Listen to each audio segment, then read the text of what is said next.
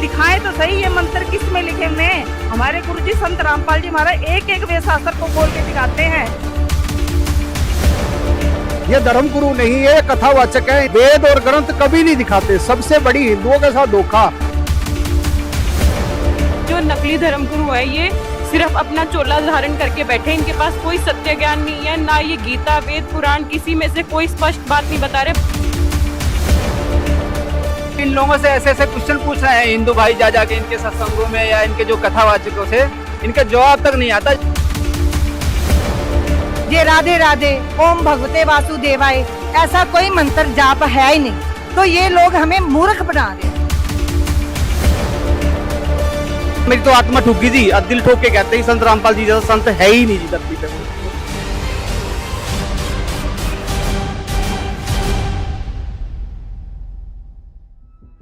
दर्शकों, कल आपने देखा संत रामपाल जी महाराज ने वेदों से प्रमाणित किया कि पूर्ण परमात्मा पाप कर्मों का नाश कर सकते हैं, और अगर रोगी मृत्यु के निकट भी क्यों न पहुंच गया हो तो भी परमात्मा उसे स्वस्थ करके 100 वर्ष की आयु प्रदान कर सकते हैं। संत रामपाल जी महाराज ने कबीर सागर, गरीबदास जी महाराज की अमर वाणी, नानक जी की वाणी और दादू साहिब जी आदि महापुरुषों की वाणियों से यह भी प्रमाणित किया कि पूर्ण परमात्मा कबीर साहिब है और उनकी परवरिश कुंवारी गाय के दूध से होती है। अब देखिए आगे। नमस्कार दर्शकों, आज हम पड़ताल में आए हैं संत रामपाल जी महाराज जी के सतलोक आश्रम धूरी में। काफी सवाल हमारे को मैसेजेस आए, कॉल आए कि संत रामपाल जी के प्रति हमारे को सवाल है, और 81 न्यूज इंडिया और ऐसे पंजाब न्यूज ये निष्पक्ष पत्रकारिता करती है, इसीलिए आज सतलोक आश्रम धूरी में यहाँ पर आए हैं और संत रामपाल जी महाराज जी के शिष्यों से आज हम कुछ बातें करेंगे और हमें कुल 4-5 सवाल जो मिले हैं आज उनसे हम आपको उत्तर देंगे और दूध का दूध पानी का पानी करेंगे।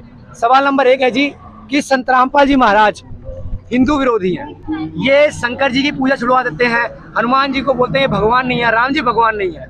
ये सवाल हमारे को झारखंड से आए हैं, एक भाई का नाम तो नहीं लूंगा, मगर ये सवाल का जरूर जवाब दीजिए। देखो जी, जो लोग ये कहते हैं भी संत रामपाल जी महाराज हिंदू विरोधी हैं, पहली बात तो उन्होंने कभी संत रामपाल जी महाराज जी का सत्संग ही नहीं सुना। क्योंकि अगर वो संत रामपाल जी महाराज जी का सत्संग सुनते तो उनको ये स्पष्ट हो जाता भी संत रामपाल जी महाराज हिंदू विरोधी नहीं है।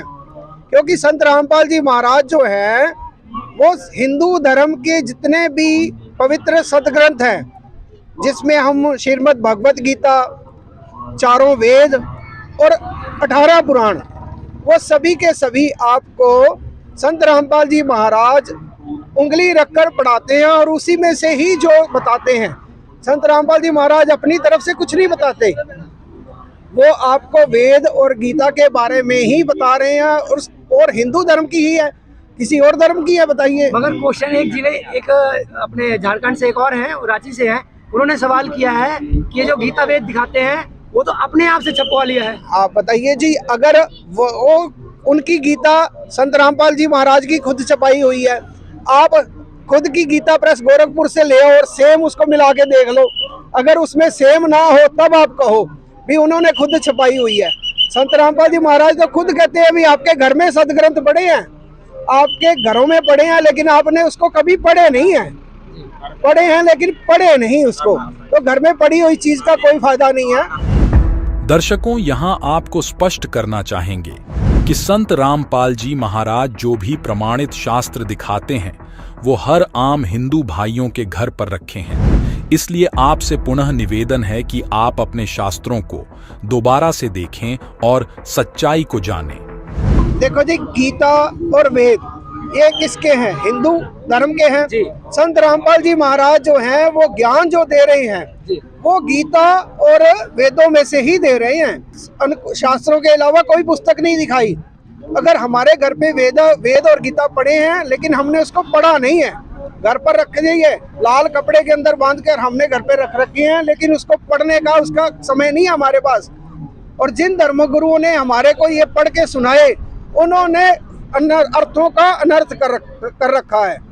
यही संत रामपाल जी महाराज कह रहे हैं भी जो वेद कह रहे हैं वो ये धर्मगुरु कभी नहीं बताते हमारे को। मगर संत रामपाल जी महाराज तो अपने आप को श्रेष्ठ बताते हैं। ऐसा एक सवाल और है लुधियाना से, कॉर्पोरेट ऑफिस में काम करते हैं, नाम नहीं लूंगा उनका, वो कहते हैं कि भाई संत रामपाल जी महाराज तो अपने आप को श्रेष्ठ बताते हैं और दूसरे गुरुओं को धर्म गुरुओं को झूठा बताते हैं, कंपेयर करते हैं आप, ये कैसे है?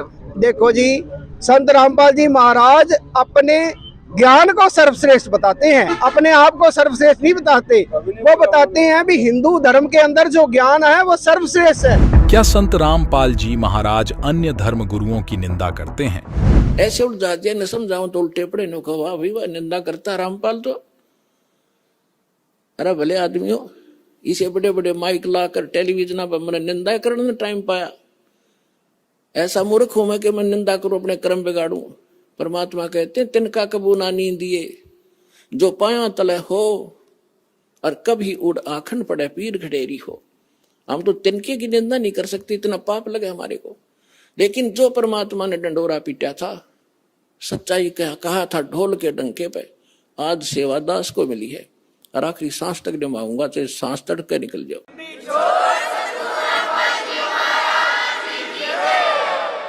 अब इसको कोई निंदा समझता है तो उसने भांग पी रखी है या कति अनजान आदमी है। अब जैसे किसी ने नकली नोट बना लिए थे पीछे, और बहुत भी बनाते रहते हैं समय समय पर, और सरकार क्या करती है, डुप्लीकेट और ओरिजिनल को दोनों को साथ साथ दिखाती है। टीवी के माध्यम से, समाचार पत्रों के माध्यम से दोनों के फोटो दिखाए जाते हैं और बताया जाता है कि नकली ये है, ओरिजिनल में ये गुण है, इनमें ये भिन्नता है। तो क्या सरकार आलोचना करती है, महापरोपकार करती है, ना ठग लूट ले जाते हैं संसार को? तो ये दास कर रहा है। हमारे ओरिजिनल नोट है हमारे सदग्रंथ और वो महापुरुषों की अमर वाणी जिनको भगवान मिला, और ये डुप्लीकेट अनुभव है इन संतों के जो उनसे मेल नहीं खाते, उनको त्याग दो, ओरिजिनल नोट ग्रहण करो। इतनी सी बात है। अब इसको कोई निंदा कहता है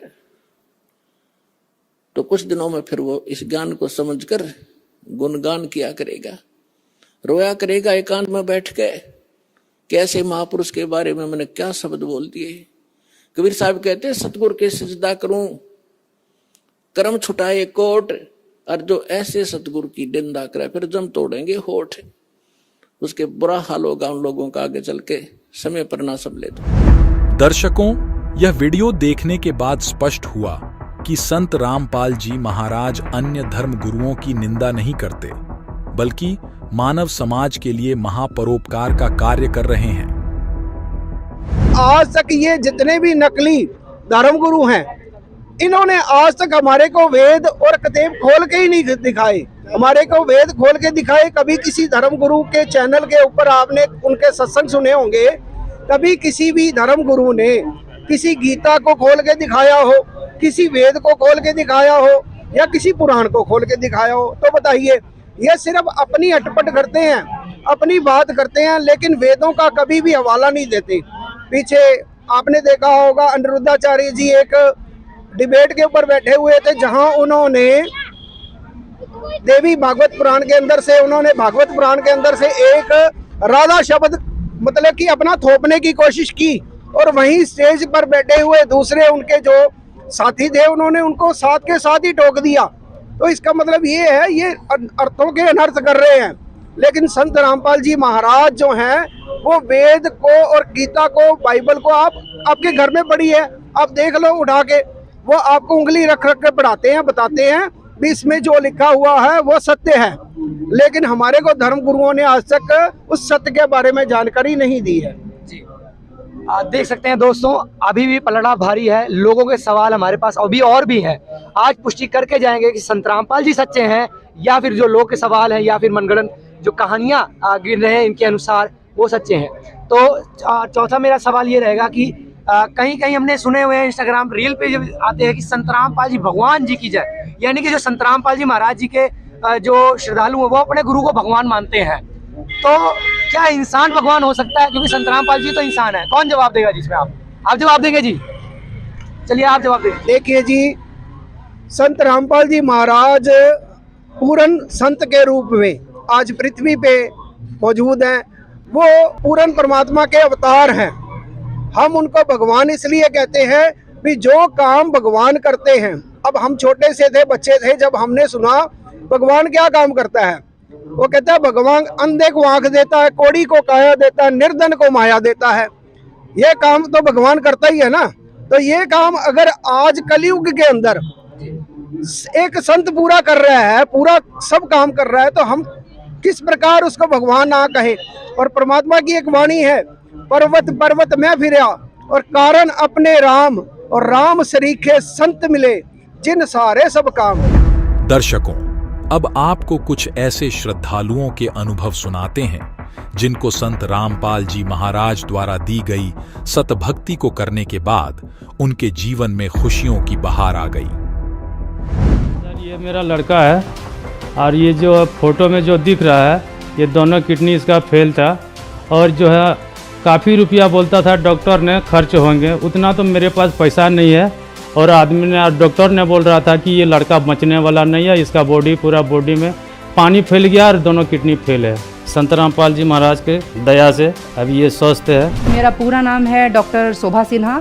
मैं झारखंड राज्य में ही जॉब करती हूँ और मैं फ़िलहाल धनबाद में पोस्टेड हूँ, PSC महोदा धनबाद। मेरा इलाज डॉक्टरों के पास नहीं था। डॉक्टर ने तो खुद बोल दिया था कि आपका जो ट्यूमर है उसको हम लोग ऑपरेट करके निकाल नहीं सकते हैं, ये आपके उस जगह पर उसी तरह फिक्स पड़ा रहेगा। वो मेरा कम्प्लीटली ठीक हुआ और आज मैं एक गोली तक नहीं खाती हूँ किसी भी चीज़ की। मेरे हस्बैंड को कैंसर था, 2nd स्टेज थी, जो कि संत रामपाल जी महाराज जी के शरण में आने के बाद बिल्कुल ठीक हो गए हैं। मेरे बेटे को गले में गांठ थी, डॉक्टरों ने जवाब दे दिया था। संत रामपाल जी महाराज जी से नाम दीक्षा लेने से उसके गले में गांठ ठीक हुई और आस्थमा की प्रॉब्लम भी ठीक हुई। मेरी यहाँ मम्मी को कैंसर का बीमारी था, जिसको स्तन कैंसर राइट साइड में हो गया था उनका, और उन्होंने जब चेकअप करवाया तो पता चला उसको 4th कैंसर हो गया था उनको। संत रामपाल जी महाराज को अरदास लगाए कि मालिक ये बीमारी हो गया है करके। 1 सप्ताह के अंतर्गत मेरी मम्मी को उसे निजात पा गई। पूरा बिल्कुल आज तक से एक टैबलेट भी उन्होंने नहीं लिया। मेरी पत्नी को जो कैंसर जैसी बीमारी थी,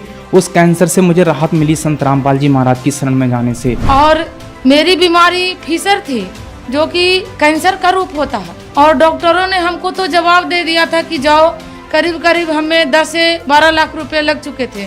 लेकिन परमात्मा संत रामपाल जी महाराज की दया से हम आज स्वस्थ हैं। ये मेरी पुत्र वधू की पथरी की रिपोर्ट है सर जी। इसमें 5 mm की 5 mm पथरी आई है और छोटी छोटी पथरी कई सारी है, और बच्चा भी है, प्रेगनेंसी भी है।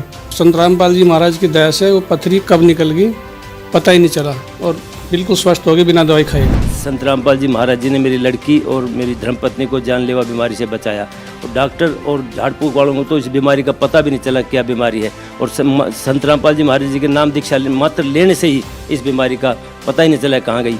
संत रामपाल जी महाराज जी हमारे लिए तो भगवान आए हैं धरती पर। संत रामपाल जी महाराज जी से जो ज्ञान हमें मिला है वो सभी धर्मशास्त्रों से प्रमाणित ज्ञान है, जिससे मनुष्य को अपने मानव जीवन के परम लक्ष्य की मोक्ष की प्राप्ति होगी और सभी समाज में खुशहाली आएगी।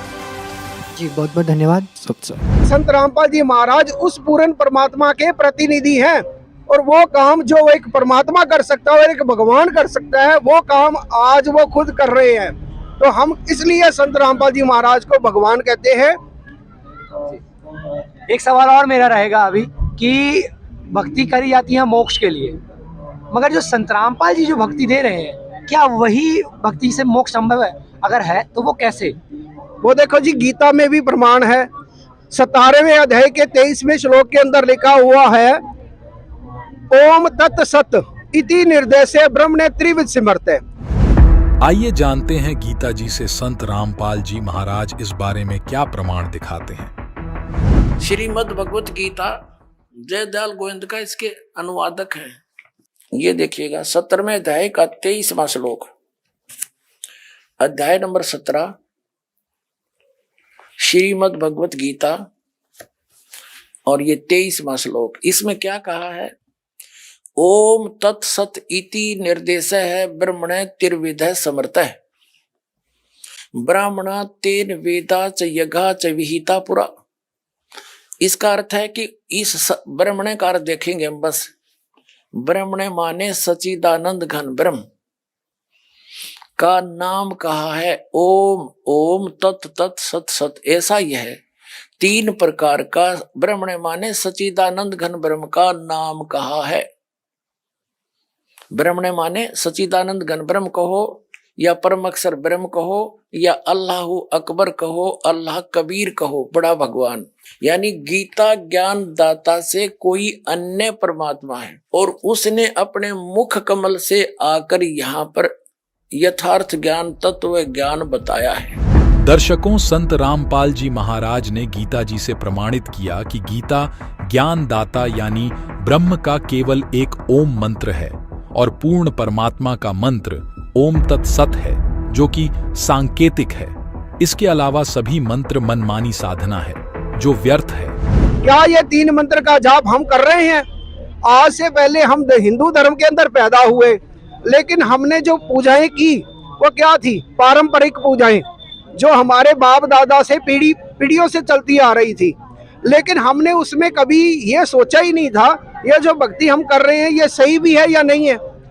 कभी हमने इसको देखा?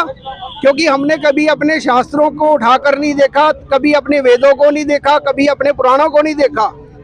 जब उसमें यह लिखा हुआ है वो पूर्ण परमात्मा जिसकी भक्ति करने का अपने को लाभ है वो गीता के अनुसार है, ना कि किसी के कहने पर। हम किसी व्यक्ति विशेष की बात भी नहीं मानते। संत रामपाल जी महाराज कहते हैं मेरी मत मानो, गीता की मान लो, वेद की मान लो, पुराण की मान लो, मेरी मत मानो। लेकिन संत रामपाल जी महाराज जो गीता और वेद बता रहे हैं वही मानना हमारे को जरूरी है। और संत रामपाल जी महाराज स्पष्ट बताते हैं जो गुरु ये भेद बता रहा है वही वेद का ज्ञान भी बता रहा है और भेद भी बता रहा है, और उसी के पास ये पूरा ज्ञान है, तत्व ज्ञान है। तो आपके कहने का मतलब है कि संत रामपाल जी हिंदू विरोधी नहीं है, हिंदू लोगों को वो संभाल रहे हैं, सही भक्ति दे रहे हैं। देखो जी, संत रामपाल जी महाराज के शिष्य जितने भी हैं वो सभी इन देवी देवताओं की साधना करते हैं। वो कैसे? आइए जानते हैं संत रामपाल जी महाराज देवी देवताओं की पूजा छुड़वाते हैं या नहीं। अब ब्रह्मा विष्णु महेश हमारे कोई दुश्मन नहीं है। कई कहते हैं कि आपके गुरुजी तो ब्रह्मा विष्णु महेश को छुड़वाते हैं। ब्रह्मा विष्णु महेश को हम छुड़वा सकते हैं? हम कोई बालक हैं?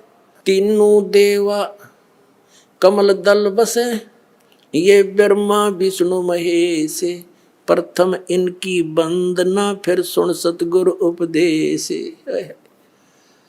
उनका था कि ये तीनों देवा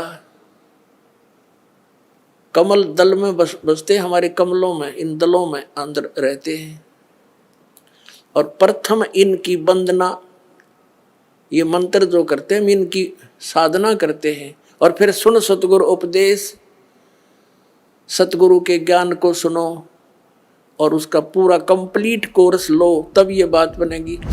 दर्शकों, यह वीडियो देखने के बाद स्पष्ट हुआ कि संत रामपाल जी महाराज देवी देवताओं की भक्ति नहीं छुड़वाते, बल्कि उनसे लाभ प्राप्त करने की असली भक्ति विधि बताते हैं। हम इनकी पूजा नहीं करते, हम इनकी साधना करते हैं। जिस प्रकार हम किसी भी विभाग का अगर कोई बिल पे करते हैं तो उसकी सारी की सारी हमारे को सुविधाएं मिलती रहती हैं, उसी प्रकार हम श्री ब्रह्मा जी, श्री विष्णु जी, श्री शंकर जी, देवी दुर्गा जी और गणेश जी के हमारे पास वो मंत्र जो हमारे को संत रामपाल जी महाराज ने वेदों और ऑथेंटिक प्रूफ करके दिए हुए हैं, उसका मंत्र हम सुबह से लेकर शाम तक जाप करते हैं। संत रामपाल जी महाराज कहते हैं बेटा ये तीनों देवा हमारे कमल में बसते हैं और प्रथम इनकी वंदना फिर सुन शुद्ध कर उपदेश। तो हमारे को तो सतगुरु ने आदेश दे रखा है इन भगवानों को छोड़ना नहीं है, इनकी साधना करनी है, इनकी मजदूरी करनी है और इनका कर्जा उतारना ही उतारना है। जब हम इनका कर्जा उतारेंगे ये अपना खुश रहेंगे, ये हमारे को सब वो सुविधाएं देंगे जो इस लोक में हमारे को चाहिए। इस प्रकार ये क्या कहना चाहेंगे आप? 4 महीने हो गए मेरे को ज्ञान लिए, 6 महीने मैं कृष्ण का इष्ट था, बहुत ज्यादा इष्ट मानता था कृष्ण को बहुत ज्यादा। मेरे को आज तक कोई लाभ ही नहीं हुआ था, मैं इतना दुखी था बहुत ज्यादा। जब से मेरे अंदर बवासीर, एक पीछे मेरे इतना बड़ा गढ़ था, इतना बड़ा रसोली थी, जब से मैंने इनका ज्ञान लिया वो अपने आप ही खत्म हो गई 6 महीने में, और बवासीर ठीक हो गई। लिवर की मेरे को प्रॉब्लम रहती थी वो मेरे को ठीक हो गई बिल्कुल। कैसे सही हुई? कुछ भी नहीं, ऐसे ही अपने आप ही ठीक हो गई। नाम लेने के बाद में? हाँ, नाम लेने के बाद। और कुछ कहना चाहिए? हाँ, बस मैं यही बताना चाहूंगा कि जो इनका मूल मंत्र के ज्ञान देते हैं ना हमको, जो मंत्र जाप लोग कहते हैं ना, ये कहते हैं सभी दुनिया वाले काल के लोग में जो ये कहते हैं कि इनकी भक्ति छिड़वाते हैं, ये भक्ति नहीं छिड़वाते इनकी, वो मंत्रों अनुसार भक्ति करवाते हैं उनकी, उनसे उनका लाभ होता है, उनको उनका मोक्ष प्राप्त होगा तभी उनको। आप कुछ कह रहे थे? देखो जी, जैसे भगत जी ने बताया भी भक्ति करने से रोग ठीक होते हैं। ये बात आज के साइंटिफिक युग में मानना मुश्किल है। क्यों मुश्किल है? क्योंकि कभी किसी ने ये देखा नहीं है। लेकिन संत रामपाल जी महाराज जी के जीवन में हजारों नहीं लाखों उदाहरण हैं ऐसे जिनको डॉक्टरों ने जवाब दे दिया था। कैंसर के मरीज थे, हार्ट अटैक के मरीज थे, दिमाग से खराब हो गए थे, जिनका मतलब कि ये समझो डिप्रेशन में चले गए थे, और मेडिकल साइंस जिनको कहती है भी इनका इलाज हमारे पास नहीं है, और संत रामपाल जी महाराज के पास ऐसे हजारों नहीं लाखों प्रमाण हैं जो बिना दवाई के और बिना उपचार के ठीक हुए हैं। आप YouTube चैनल देखिए, इंस्टाग्राम देखिए, आप फेसबुक देखिए, आप ट्विटर देखिए, आप कोई भी सोशल मीडिया का ऐप उठा के देखिए, आज संत रामपाल जी महाराज का ज्ञान का जो तूफान है वो इस कदर आ चुका है भी लोग अब देखने पे मजबूर हो गए हैं संत रामपाल जी महाराज का ज्ञान। और ये जो ज्ञान है संत रामपाल जी महाराज का, ये देखकर लोग दांतों तले उंगलियां दबा रहे हैं भी ऐसा ज्ञान आज तक ना किसी धर्म गुरु ने बताया और ना ही किसी संत और महंत ने बताया। ये सब कथावाचक हैं, ये अपनी दुकानदारी चला रहे हैं और कथावाचक अपने कथा का पैसा लेते हैं और अपना काम करते हैं। इनके अलावा इनके पास कोई ज्ञान नहीं है, कोई कुछ नहीं है। और संत रामपाल जी महाराज ज्ञान आपको दे रहे हैं और विद प्रूफ दे रहे हैं। अगर अब भी आप नहीं समझोगे और अब भी नहीं संभलोगे तो आप तो लुटे ही लुटे लो भाई। अब तुम्हारी तो दुकान, इनकी जो संत जो हैं जितने भी कथावाचक हैं, इनकी दुकान बंद होने वाली है और लोगों को तब समझ में आएगा जब वो पूरी तरह से ठगे जाएंगे और कख नहीं रहेगा उनके पास। कहीं मेडिकलों में भर्ती हो जाएंगे, जाके किसी डॉक्टरों को जाके लाखों रुपए दे के आएंगे, तब जाके इनको अकल आएगी। और नहीं आएगी तो संत रामपाल जी ने महाराज ने बोला है बेटा भी ये ज्ञान तो समझना ही पड़ेगा। आज समझोगे तो ठीक रहोगे, नहीं तो कल को समझोगे।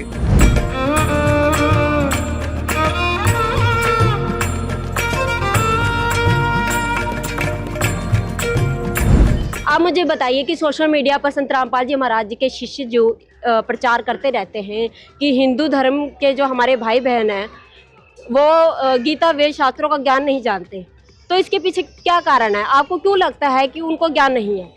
हमें सिर्फ मुझे जब संत रामपाल जी महाराज जी के बारे में हमने सुना, सोशल मीडिया पे सुना, हमने उनकी बुक्स पढ़ी हैं, तो मैंने उस बुक्स को गीता तेरा ज्ञान अमृत आई थी। मेरे पापा श्रीमद् भगवद गीता का पाठ करते थे, डेली वो पाठ करते, शाम को पैग लगा लेते थे और सुबह जब पाठ करते थे हम सबको साथ में बैठाते थे वो। और पापा बोलते थे कि ये काल है, ये खाने आए, तो हम सोचते थे कि कृष्ण जी की भागवत जो बोल रहे हैं इसमें कृष्ण जी अपने आप को काल क्यों कहते हैं, इस बात की हमें समझ ही नहीं थी। क्योंकि ब्राह्मण हम जरूर हैं लेकिन हमें किसी भी ग्रंथ के बारे में, गीता के बारे में कोई भी डीपली कोई नॉलेज नहीं थी। जैसे कि गीता जी के 17वें अध्याय 23वें श्लोक में ओम तत् सत इति निर्देश है, तो ये मंत्र जो है सिर्फ 3 अक्षर का मंत्र है। तो इस मंत्र के बारे में हमें बिल्कुल भी नॉलेज नहीं थी। मैंने मतलब सिर्फ मेरा मेन मोटिव था बचपन से, मैं परमात्मा को पाना चाहती थी। मेरे इष्ट जो थे कृष्ण जी थे, उसके कारण से मैं भटकती भटकती सब जगह पे गई हूँ। मैंने मतलब अमृत भी छका था, उसके बाद मैंने सर्टिफाई हुई, बाद में मैंने ये स्कॉन में भी गई, वहाँ मैंने नाम दीक्षा ली। इतना तिलक लगाती थी, गले में गुथली डाल के माला लेके मैं बोलती थी और ऐसे जंप लगा लगा के हम बोलते थे राधे राधे श्याम मिला दे। तो जबकि मतलब जब मैंने संत रामपाल जी महाराज जी ने ग्रंथ खोल के पढ़ाया कि इसमें ये मंत्र तो है ही नहीं, ओम नमः शिवाय, ये राधे राधे, ओम भगवते वासुदेवाय, ऐसा कोई मंत्र जाप है ही नहीं। तो ये लोग हमें मूर्ख बना रहे हैं, ये बुद्धू बना रहे हैं। अगर हम छूटे हैं तो मैं यही चाहती हूँ कि अगर हम छूटे इस जाल से तो मेरे जितने भी ब्राह्मण भाई, हिंदू भाई जितने भी हैं वो इस जाल से, इस नरक से बाहर निकलें। क्यों बुद्धू बना रहे हैं? वो भोले भाले इंसान हैं, जिनको इन झूठे गुरुओं ने अंधा कर रखा है, उनको अंधी जो पट्टी पड़ा रखी है, उनको कोई समझ नहीं है। आप मुझे एक बात बताइए, आप किस आधार पर कह रहे हैं कि किसी कथावाचक को और किसी धर्मगुरु को अपने शास्त्रों का ज्ञान नहीं है? आप ये कैसे कह सकते हैं? ऐसा है कि जैसे हम काफ़ी कथाएं हमने सुनी हैं, और वो क्या करते थे कि श्रीमद् भगवद गीता जी में जैसे श्लोक में मंत्र लिखे हैं, जैसे व्रज शब्द है इसमें, और उसका मतलब होता है कि जाना, और इन्होंने उसका शब्द का अर्थ कर दिया आना। और इन हिंदुओं को, इन जो हिंदू गुरु धर्म गुरु हैं, इनको इस बारे में कोई भी नॉलेज नहीं है, इनको कोई ज्ञान नहीं है। आइए जानते हैं अन्य धर्म गुरुओं ने व्रज का अर्थ क्या किया है।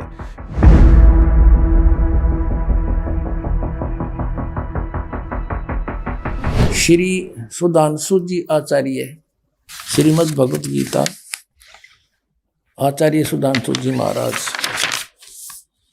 और ये प्रकाशक हैं विश्व जागृति प्रकाशन, ओंकारेश्वर महादेव मंदिर, जी ब्लॉक मानसरोवर गार्डन, दिल्ली। यहाँ से ये इनके प्रकाशक हैं मुद्रकंज के। ये है 18वें अध्याय का 66वां श्लोक, 18वां अध्याय और 66वां। सर्व धर्मान परित्यज माम एकम शरणं व्रज, अहम तवा सर्व पापेभ्यो मोक्षामि मा शुच। संपूर्ण धर्मों का आश्रय छोड़कर तू केवल मेरी शरण में आ जा।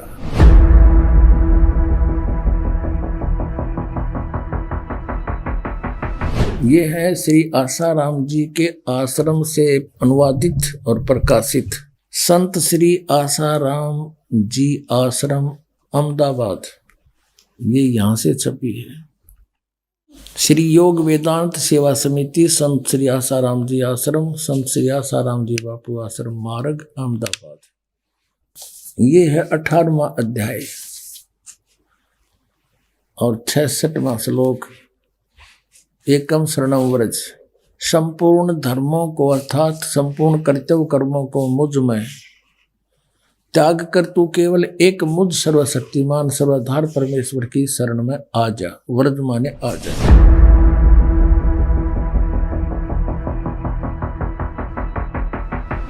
श्रीमद् भगवत गीता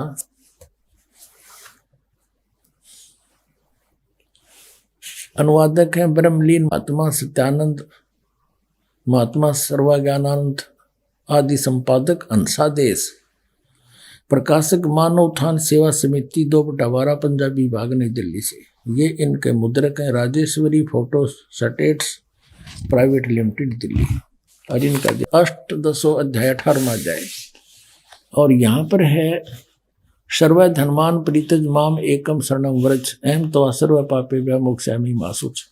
ये 3-4 का इकट्ठा इन्होंने अनुवाद कर रखा है। ये देखना अगले पृष्ठ पे, इसमें लिखा है कि सर्व धर्मों के कर्मों को छोड़कर केवल मेरी शरण में आ जा। ठीक।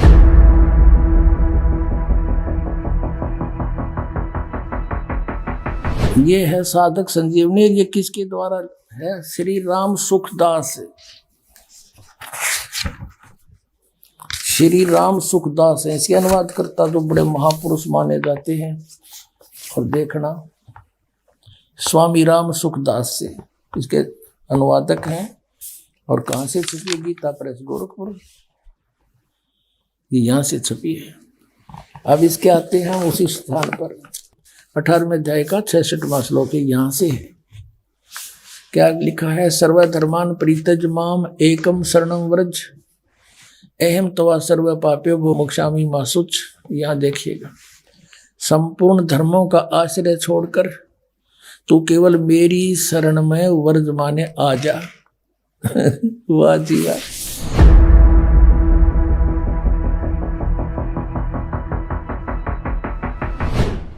ये है श्रीमद् भगवत गीता यथारूप। और कहाँ से छपी है? कृष्ण कृपा मूर्ति, श्रीमद् एसी भक्ति वेदांत स्वामी प्रभुपाद, संस्थापक आचार्य अंतर्राष्ट्रीय कृष्ण भगवान अमृत संघ।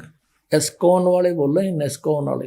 और इन्होंने लिखा है कि विश्व में सबसे अधिक इस संस्था की पुस्तक बिकती है। यह देखना, ये आपको सुना दिया। द्वारा किसके द्वारा अनुवादित है? कृष्ण कृपा श्री मूर्ति श्रीमद एसी भक्ति वेदांत स्वामी प्रभुपाद, संस्थापक आचार्य अंतर्राष्ट्रीय कृष्ण भगवानामृत संघ। और यहाँ से ये और छपी है, ये भक्ति वेदांत बुक ट्रस्ट। ये बड़े दूसरे देशों में भी, Los Angeles, London, Stockholm, Sydney, Hong Kong, Mumbai. अब हम अपने मतलब का काम देखेंगे। ये है 18वां अध्याय। 18वां अध्याय और श्लोक नंबर 66 यहां से शुरू होता है। सर्वधर्मान परित्यज माम एकम शरणं व्रज अहम तवा सर्व पापे भ्यो मोक्षामि मा शुच। इसका अनुवाद किया है यहाँ पर। हर देख कमाल कर रखे इन्होंने। ये है शब्दों के अर्थ। सर्वधर्मान समस्त प्रकार के धर्म, परित्यज माने त्याग कर, परित्यज्य माने त्याग कर, माम माने मेरी, एकम माने एक मात्र, शरणम माने शरण में, व्रज माने जाओ। ठीक है, या तो बिल्कुल सही लिखा है इन्होंने, बुद्धिमता दिखाई। व्रज माने जाना और मेरी शरण में जाओगा, अर्थ क्या है?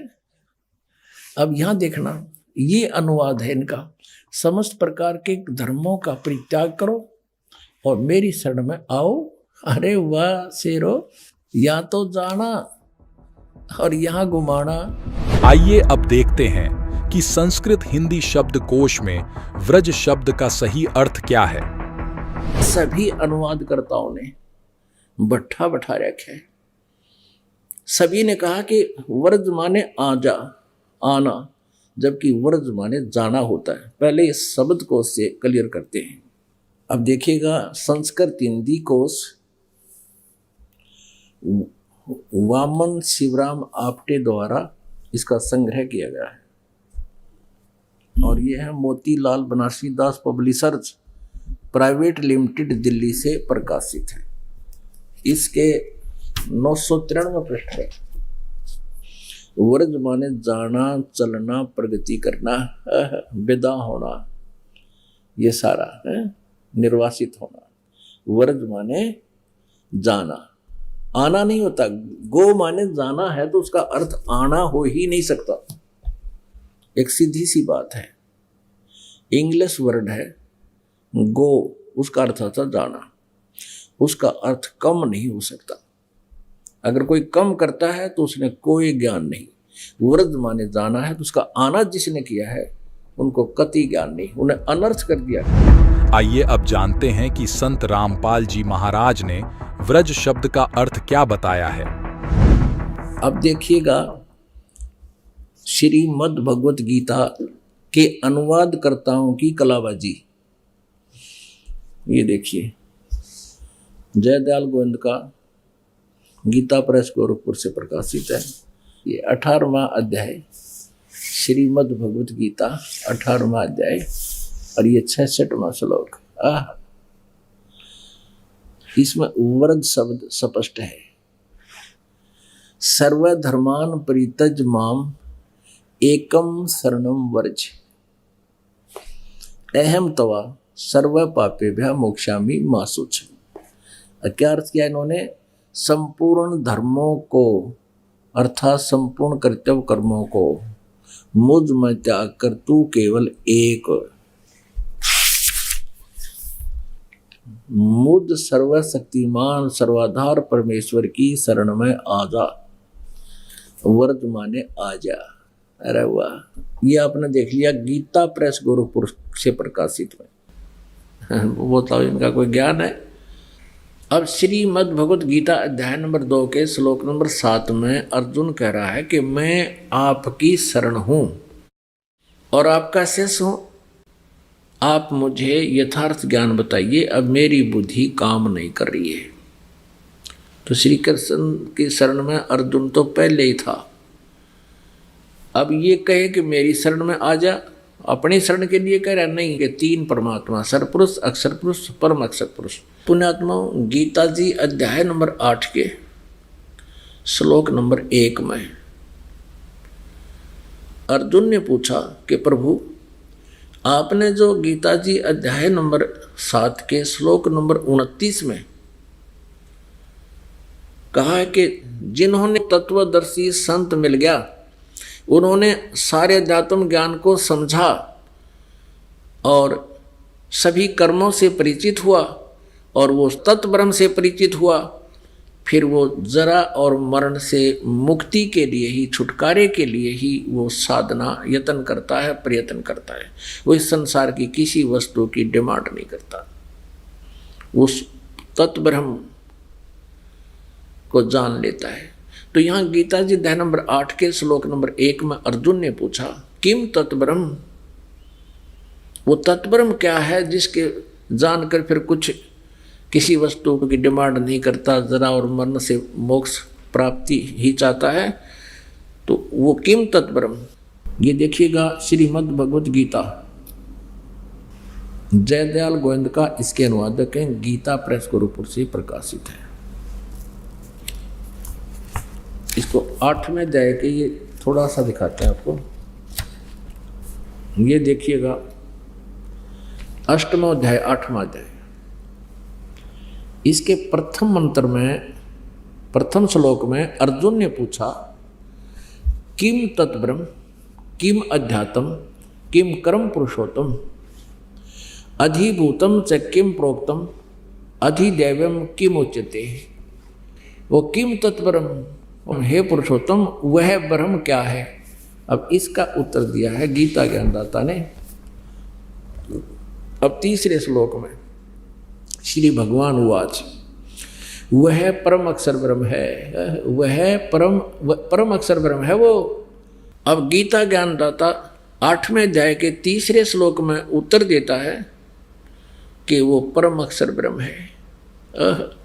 वो परम अक्षर ब्रह्म है, वो गीता ज्ञान दाता से अलग है। अब एक सरपुरुष, एक अक्षर पुरुष, एक परम अक्षर पुरुष, ये 3 प्रभु हैं। अब यहाँ गीता अध्याय नंबर 15 के श्लोक नंबर 1 से लेकर 4 तक क्या बताया है कि उस तत्वदर्शी संत की पहचान बताई है, जिसके विषय में गीता जी अध्याय नंबर 4 के श्लोक नंबर 34 में वर्णन है। यह स्पष्ट किया है कि ऊपर को जड़ वाला, नीचे को तीनों गुण रूपी शाखा वाला, ये उल्टा लटका हुआ संसार रूपी वृक्ष है। और जो संत इसके सभी विभाग बता देगा, पत्ते कौन है, जड़ कौन है, तना कौन है, और डार कौन है, शाखाएं कौन है, पत्ते क्या है, स वेदविद, वो वेद के तात्पर्य को जानने वाला है, अर्थात वो तत्वदर्शी संत है। इस संसार रूपी वृक्ष को आप देखिएगा, चित्र आसानी से समझ में आएगा। फिर ये संसार रूपी उल्टा लटका हुआ वृक्ष समझो। परमेश्वर ने स्वयं बताया कि अक्षर पुरुष एक पेड़ है और सरपुरुष इसका एक डार समझो, ये काल समझो, काल ब्रह्म समझो, इसको कुछ भी कहो, ये इसके इसी के पर्यायवाची नाम है। सरब्रह्म, शरब्रह्म अर्थात सरपुरुष, काल ब्रह्म, इसको ब्रह्म सरपुरुष भी कहते हैं, सरपुरुष। ये तो डार समझो इस संसार रूपी वृक्ष की। और तीनों देवा, रजगुण ब्रह्मा जी, सतगुण विष्णु जी, तमगुण शिव जी, ये तो शाखाएं हैं और हम यहाँ पात रूप संसार। अब इस आशय को समझने के लिए अब ये गुप्त कौन है, ये जड़ कौन है, ये परम अक्षर ब्रह्म है। परम अक्षर पुरुष कहो, परम अक्षर ब्रह्म कहो, या पूर्ण ब्रह्म या परमेश्वर कहो, परम अक्षर ब्रह्म कहो। ये गीता जी अध्याय नंबर 15 के श्लोक नंबर 16 और 17 में ये कंसेप्ट बिल्कुल क्लियर है। 3 भगवान हैं, एक तो परम अक्षर ब्रह्म यानी परम अक्षर पुरुष कहो, परम अक्षर ब्रह्म कहो, ये तो जड़ है पूरे संसार रूपी वृक्ष की, यहीं से सबको उत्पत्ति होती है और यहीं से सबको आहार मिलता है, सबका धारण पोषण यही करता है। फिर तना जो जमीन से बाहर दिखता है उसको अक्षर पुरुष परब्रह्म भी कहते हैं, अक्षर पुरुष भी कहते हैं। और उसके फिर एक डार है, वो सरपुरुष है, ये ब्रह्म है जो गीता बोल रहा है। और तीनों देवा, रजगुण ब्रह्मा, सतगुण विष्णु, तमगुण शिव जी, ये शाखा हैं और हम पात रूप संसार। तो 8वें अध्याय के प्रथम मंत्र में अर्जुन ने पूछा, किम तत्परम, उसका उत्तर दिया तीसरे श्लोक में गीता ज्ञानदाता ने कि वो परम अक्षर ब्रह्म है, वो जड़ रूपी भगवान है, उसी की पूजा करने से कभी जन्म मृत्यु नहीं होगा। अब गीता जी अध्याय नंबर 8 के श्लोक नंबर 5 और 7 में गीता ज्ञानदाता कहता है अपनी साधना कि मेरी साधना कर, मेरी भक्ति कर, मुझे ही प्राप्त होगा। तो युद्ध भी कर और मेरी शरण में रहना है तो मेरा ओम नाम है और मेरी भक्ति कर। अब यहाँ फिर आइए 5वें में गीता ज्ञानदाता कहता है जो पुरुष अंत काल में भी मुझको ही स्मरण करता हुआ शरीर को त्याग कर जाता है, मद भावम यानी मेरे भाव में भावित रहकर मेरे भाव को ही प्राप्त रहता है, मेरे साक्षात स्वरूप को प्राप्त होता है, ये नहीं है। मद भावम मेरे भाव में भावित रहता है, उसको प्राप्त रहता है, इसमें संशय नहीं है। और छठे में ये कहा है 8वें अध्याय के में कि ये नियम है जो अंत समय में जिसमें भावित रहता है उसी को प्राप्त होता है। अब छठा, हे कुंती पुत्र यम उनसे अंत काल में जिस भी भाव को स्मरण करता हुआ शरीर का त्याग करता है उसको ही प्राप्त होता है।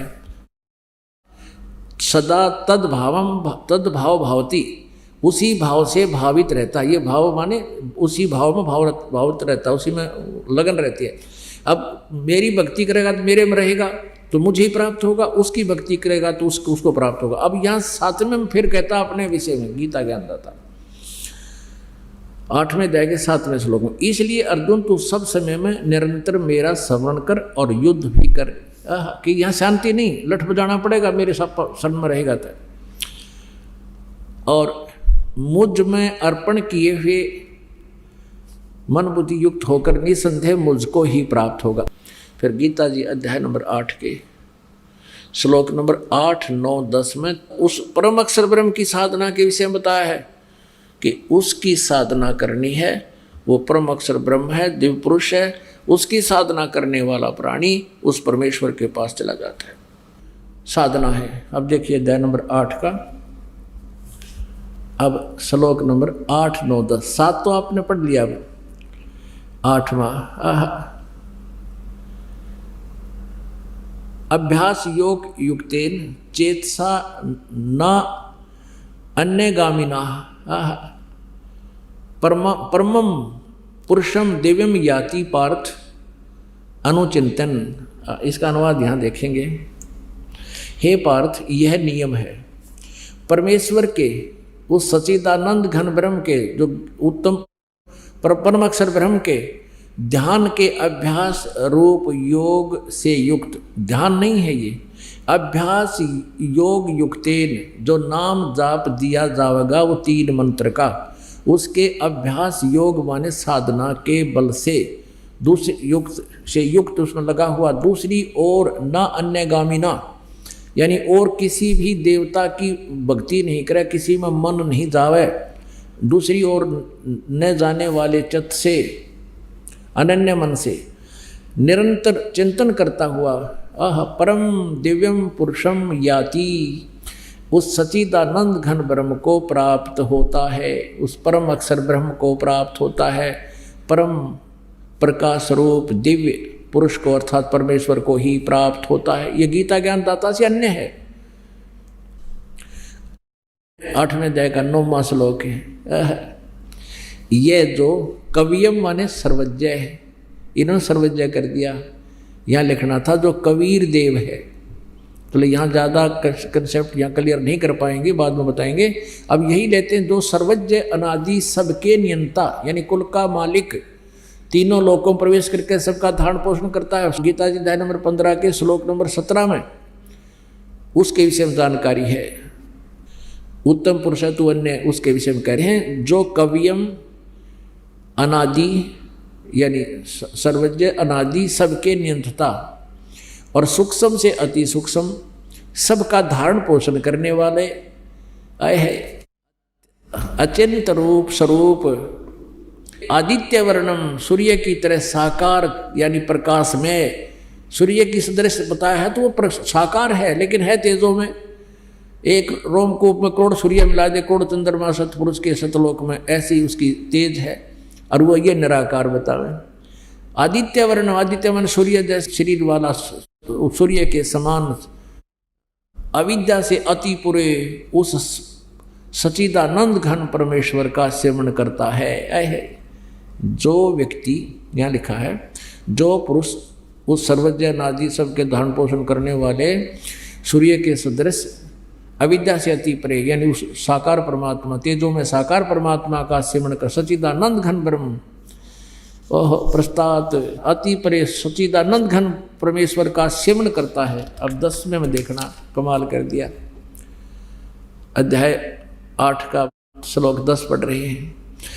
वह भक्ति युक्त पुरुष, वो 3 नाम के जाप करने वाला, योग बल से, योग माने साधना की शक्ति से, भक्ति की शक्ति से, मंत्र की कमाई से, भ्रकुटी के मध्यम में प्राणों को अच्छी प्रकार स्थापित करके, भ्रकुटी में यानी वहाँ जाना पड़ेगा त्रिकुटी के में, परमात्मा का हम वहाँ अकाउंट करवाएंगे, न्यारा न्यारा ओम का जाप का वहाँ वो फल दे देंगे।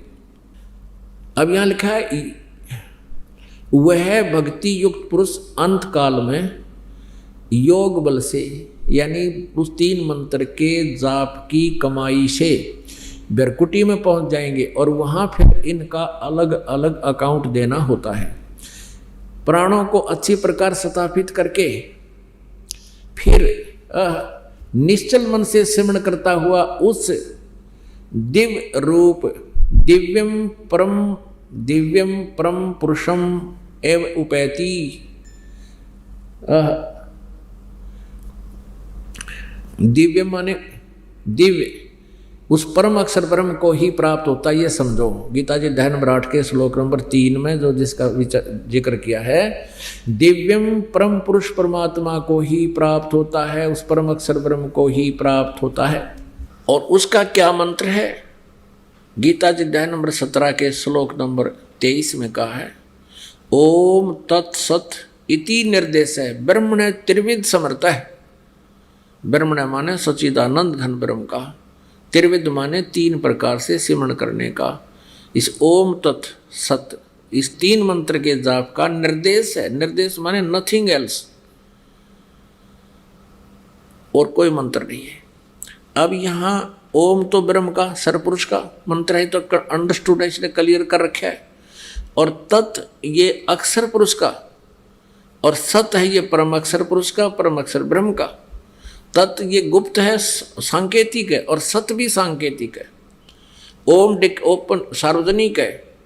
इसलिए गीता ज्ञानदाता ने ऑप्शन छोड़ रखा है चौथे अध्याय के 34वें श्लोक में कि उस ज्ञान को जो चौथे अध्याय के 32वें श्लोक में ब्रह्मण मुखे सच्चिदानंद घन ब्रह्म के मुख से जो उच्चारित ज्ञान है, तत्व परमात्मा ने स्वयं आकर बोला हुआ कबीर वाणी में जो ज्ञान है, उस ज्ञान को तू तत्वदर्शी संतों के पास जाकर समझ। वो तत्वदर्शी संत उस परमात्म तत्व का तुझे ज्ञान बताएंगे। तो ये 3 मंत्र के जाप का जो कोड वर्ड है, ओम को छोड़कर तत् और सत, ये कोड वर्ड है, ये गुप्त सांकेतिक शब्द है, ये दास बताएगा। इस दास के अतिरिक्त 21 ब्रह्मांड में आज किसी के पास ये राज नहीं है। परमेश्वर कबीर देव ने, पूर्ण परमेश्वर ने, परम अक्षर ब्रह्म ने इस दास को ये ज्ञान दिया हुआ है और ये मंत्र दिए। तो यहाँ बताया कि उस परम अक्षर ब्रह्म की साधना करने से पूर्ण मोक्ष होगा और फिर जन्म मृत्यु कभी नहीं होगी। उसका 3 मंत्र के जाप का निर्देश है, उसको पाने का, उसकी प्राप्ति का मंत्र है ये, यानी इस साधना से वो मिलेगा। ओम ब्रह्म का जाप है और तत् ये सांकेतिक है, ये अक्षर पुरुष यानी अक्षर ब्रह्म का, और सती भी सांकेतिक है, परम अक्षर ब्रह्म का, उस परम अक्षर पुरुष का है। इन तीनों का अलग 3 प्रकार से इनकी साधना होती है। त्रिविध समर्थ है, 3 प्रकार से इसका सिमरण होता है। गीता अध्याय नंबर 15 के श्लोक नंबर 1 से 4 में कहा कि उस तत्वदर्शी संत मिल जाए, उसके पश्चात परमेश्वर के उस परम पद की खोज करनी चाहिए जहाँ जाने के बाद फिर साधक लौट कर फिर कभी संसार में नहीं आता, और जिस परमेश्वर ने सारे ब्रह्मांडों की रचना की है और मैं भी उसी की शरण हूँ, उसी की पूजा करनी चाहिए। अब गीता ज्ञानदाता चौथे अध्याय के 5वें श्लोक में और 9वें में, दूसरे अध्याय के 12वें श्लोक में कहता है कि मेरे भी जन्म मृत्यु होती है और तेरे भी होते हैं। इसलिए गीता जी अध्याय नंबर 18 के श्लोक नंबर 62 में कहा, कर अर्जुन तू सर्वभाव से उस परमेश्वर की शरण में जा, उसकी कृपा से ही तू परम शांति और शाश्वतम स्थानम सनातन परम धाम को, उस रित धाम को प्राप्त होगा, जहाँ जाने के बाद फिर लौट कर संसार में कभी नहीं आते, वो पूर्ण मोक्ष प्राप्त हो जाता है। अब गीता अध्याय नंबर 8 के श्लोक नंबर 13 में गीता ज्ञानदाता कहता, ओम इति एक अक्षरम ब्रह्म व्यवहारण माम अनुसमरण ये प्रयाति तजंदेहम सयाति परमाम गतिम। मुझ ब्रह्म का एक ओम मंत्र है, नथिंग एल्स, और जो इसका श्रवण करता हुआ शरीर छोड़कर जाता है तो ओम से मिलने वाली जो राहत है उस परम गति को प्राप्त होता है। फिर 8वें अध्याय के 5 और 7 में तो अपनी पूजा के लिए बताया कि मेरी पूजा कर, ओम नाम का जाप कर, मुझे प्राप्त होगा। गीता जी अध्याय नंबर 8 के श्लोक नंबर 8, 9, 10 में उस परम अक्षर ब्रह्म के विषय में बताया कि उसकी पूजा करेगा तो उसी को प्राप्त होगा। उसका मंत्र क्या है? 17वें अध्याय के 23वें श्लोक में कहा कि उस सच्चिदानंद घन ब्रह्म के पाने का, उसके सतलोक में जाने का, अमर पद प्राप्त करने का मंत्र ओम तत्सत, इस 3 मंत्र के जाप का निर्देश है, नथिंग एल्स। और ओम सीधा ही ब्रह्म का है, इसको सरपुरुष भी कहते हैं, और तत् ये अक्षर पुरुष का है, और सत ये परम अक्षर पुरुष का है, परम अक्षर ब्रह्म का है। तो ओम तो सीधा ही है, तत् और सत ये सांकेतिक है। उसके लिए गीता अध्याय नंबर 4 के श्लोक नंबर 34 में कहा कि अर्जुन तू उस तत्व ज्ञान को, जो अध्याय नंबर 4 के श्लोक नंबर 32 में कहा कि वो सच्चिदानंद घन ब्रह्म की वाणी में विस्तार से कहा गया वो तत्व ज्ञान, उस तत्व ज्ञान को तो तत्वदर्शी संतों के पास जाकर समझ। इसे सिद्ध है कि गीता ज्ञान दाता भी इनकम्प्लीट ज्ञान रखता है, उस परम अक्षर ब्रह्म के पाने की विधि उसके पास नहीं है। उसके लिए ऑप्शन छोड़ दिया कि तू तत्वदर्शी संतों की खोज कर और वो ज्ञान देंगे, विनम्र होकर उनसे वो ज्ञान पूछ। उसका पहचान बता दी गीता जी अध्याय नंबर 15 के श्लोक नंबर 1 में, जो इस उल्टे लटके संसार रूपी वृक्ष के जो विभाग बता देगा, स वेदवित। अब गीता जी अध्याय नंबर 18 के श्लोक नंबर 62 में कहा कि तू सर्वभाव से उस परमेश्वर की शरण में जा, उस तत्व ब्रह्म की शरण में जा, परम अक्षर ब्रह्म की शरण में जा, जिसकी कृपा से तू परम शांति को और सनातन परम धाम को प्राप्त होगा, जो कभी नाश में नहीं आता, जहाँ जाने के बाद फिर लौट कर नहीं आते। वहाँ जाने के लिए आपने क्या करना होगा? गीता जी अध्याय नंबर 18 के श्लोक नंबर 66 में कहा इस गीता ज्ञानदाता ब्रह्म ने कि सर्वधर्मान परित्यज माम एकम शरणम व्रज अहम तवा सर्व पापेभ्यः मोक्षामि मा शुचे। अब गीता ज्ञानदाता कहता है कि तू अगर उस परमात्मा की शरण में जाना है ना, तो मेरे सतर के जितनी भी धार्मिक पूजाएं हैं, सर्वधर्मान परित्यज माम, मेरे सतर के ओम नाम के जाप की जो कमाई है वो मुझे छोड़ दे। हम पहले क्या करते थे? ओम नाम के जाप की कमाई ब्रह्मलोक में जाकर समाप्त कराते थे, फिर यहीं तो जन्म मृत्यु में रहते थे, क्योंकि ओम ब्रह्म का जाप है और ब्रह्म की जाप से जन्म मृत्यु कभी नष्ट नहीं होती। यो विनाशवान है, इसकी भी मृत्यु होती है और साधक की भी मृत्यु होती है। तो अब हम इसकी ब्रह्मलोक में इसका प्रतिफल नहीं लेंगे ओम नाम का। अब ये कहता तूने वहाँ जाना, उस परम अक्षर ब्रह्म के पास सनातन परम धाम में जाना, तो मेरे सतर ओम नाम की कमाई मुझे छोड़कर एकम शरणम व्रज, जिसके बराबर दूसरा ना हो, अद्वितीय परमात्मा, उसकी शरण में जा, तब मैं तुझे सब पापों से मुक्त कर दूंगा। क्योंकि हम पापों के आधार पर अगर देखो ते सूर बन रहे हैं। जब हम इसका कोई लेना देन हमारा इनका रहेगा नहीं तो ये हमारे पर मांगे क्या। अब यहाँ सभी अनुवादकर्ताओं ने भट्ठा बैठा रखा है। सभी ने कहा कि व्रज माने आ जा, आना, जबकि व्रज माने जाना होता है। पहले इस शब्द को से क्लियर करते हैं। अब देखिएगा, संस्कृत हिंदी कोश वामन शिवराम आप्टे द्वारा इसका संग्रह किया गया है और यह है मोतीलाल बनारसी दास पब्लिशर्स प्राइवेट लिमिटेड, दिल्ली से प्रकाशित है। इसके 993 पृष्ठ है। व्रज माने जाना, चलना, प्रगति करना, विदा होना, ये सारा है, निर्वासित होना। व्रज माने जाना, आना नहीं होता। गो माने जाना है तो उसका अर्थ आना हो ही नहीं सकता। एक सीधी सी बात है, इंग्लिश वर्ड है गो, उसका अर्थ था जाना, उसका अर्थ कम नहीं हो सकता। अगर कोई कम करता है तो उसने कोई ज्ञान नहीं।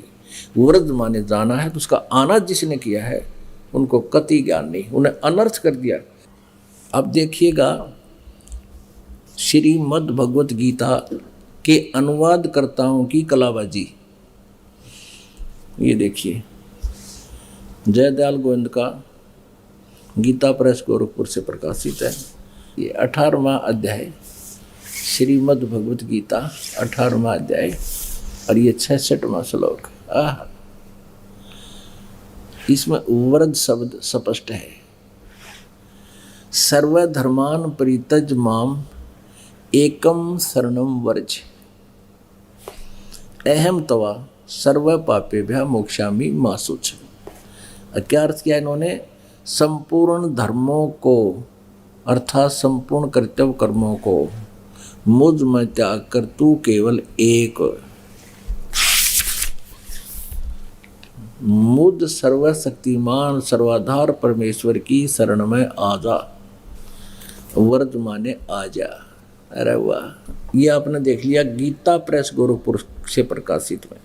अब परमात्मा कबीर परमेश्वर कहा करते, पाखंडी की पूजा जग में संत न कहे लबाड़े।